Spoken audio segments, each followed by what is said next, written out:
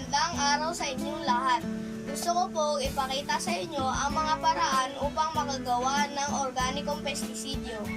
Ang mga gagamitin natin ay canola oil, dishwashing liquid, 2 tasa na maligamgam na tubig, isang sprayer, isang imbudo, isang kutsara, isang kutsarita, at isang lalagyan. Una, maglagay tayo ng 2 kutsarang canola oil.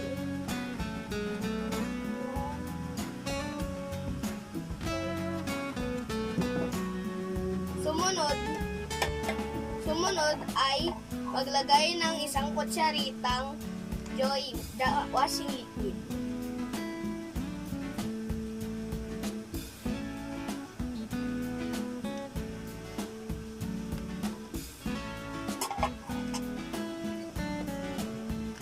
Pagkatapos nun, maglagay ng 2 tasang maligamgam na tubig.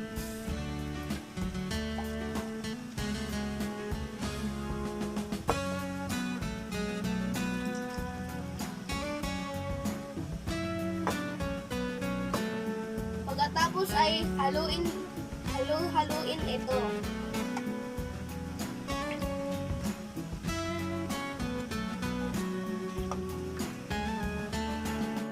Pagkatapos, pwede na natin ito isalin sa ating sprayer.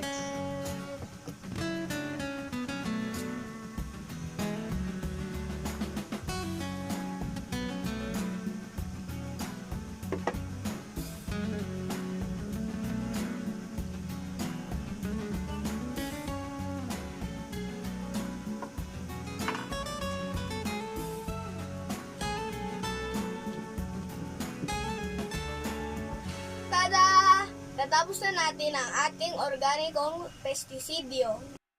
Ang organikong pestisidyo ay nakakabuti sa ating kalikasan at ligtas rin ito sa kalusugan ng mga tao at hayop.